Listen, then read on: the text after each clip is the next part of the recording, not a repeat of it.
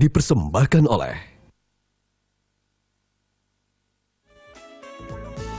Halo, selamat pagi pemirsa, saya Lucia Saharwi kembali menjumpai Anda dalam Belajar Trading 101 bersama Monex. Hari ini kita akan membahas tentang cara sederhana dan mudah dalam bertransaksi di bursa berjangka. Di studio saat ini sudah hadir Bapak Yohanes Ginting, Head of Education dari PT Monex Investindo Future. Selamat pagi Pak Ginting. Selamat pagi. Ya, kalau kita tertarik untuk bertransaksi, ya, tapi apa yang harusnya kita ketahui terlebih dahulu sebelum melakukan trading?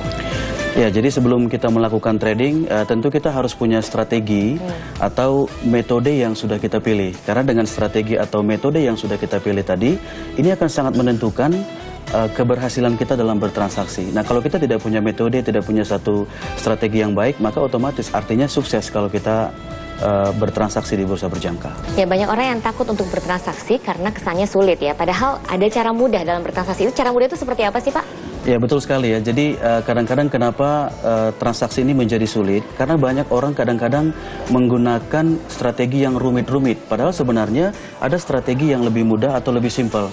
Nah, cara yang sebenarnya lebih mudah itu adalah misalnya kita menggunakan indikator pergerakan rata-rata.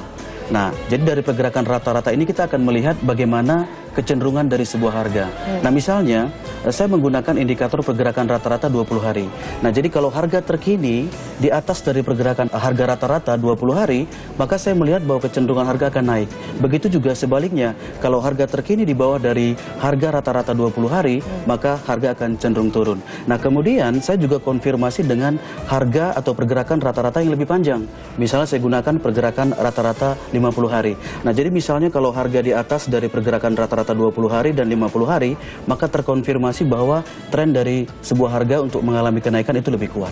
Oke, minimal sebaiknya berapa indikator yang harus kita miliki? Ya, minimal 2 dan maksimal 3. Nah, karena kalau terlalu banyak indikator yang kita gunakan, biasanya sulit bagi seseorang untuk melihat kecenderungan harga. Jadi biasanya ujung-ujungnya mereka tidak bertransaksi. Kenapa? Karena indikator yang satu mungkin melihat bahwa harga naik, tetapi indikator yang lain melihat harga turun.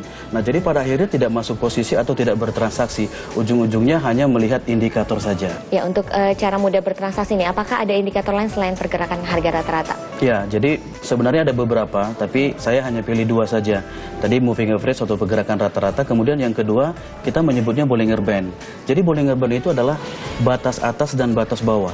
Nah, kenapa ini digunakan? Karena ketika harga bergerak naik, kemudian dia menyentuh batas atas, itu berarti berdasarkan statistik pergerakan harga itu sudah 100% atau mendekati 100%. Jadi sudah sangat tinggi sehingga ada kecenderungan bahwa harga akan turun kembali. Begitu juga sebaliknya, kalau harga mengalami penurunan dan menyentuh batas bawah, maka statistik tadi sudah mendekati 100%. Nah, jadi kalau sudah mendekati batas bawah, maka ada kecenderungan harga akan kembali naik. Jadi 2 indikator ini yang biasa juga kami gunakan dan digunakan juga oleh lembaga-lembaga besar, termasuk juga di capital market.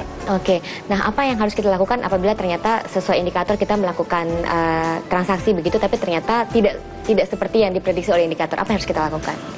Ya, memang kita harus akui bahwa tidak setiap transaksi itu bisa mendapatkan keuntungan ya. Dalam transaksi itu normal kalau sekali-sekali kita mengalami kerugian. Tetapi tadi bagaimana kita mengelola satu resiko. Nah, kalau misalnya terjadi perubahan harga tidak sesuai dengan indikator yang kita gunakan, maka kita tadi sudah membuat satu sistem atau cara yang namanya pemangkasan resiko. Jadi kalaupun keliru atau salah, kita sudah pangkas resiko kita sehingga kerugian yang kita alami tidak terlalu besar. Oke, nah untuk cara membaca pasar yang benar ini seperti apa sih sebenarnya Pak Ginting? Iya, jadi cara membaca pasar tentu tadi ya kita harus melihatnya dari berbagai sisi. Pertama tadi dari sisi technical analysis. Nah, technical analysis tadi kita menggunakan indikator-indikator yang saya sebutkan tadi ya, salah satunya. Kemudian yang kedua dari sisi fundamental, tentu juga kita harus melihat bagaimana data-data ekonomi dari satu negara.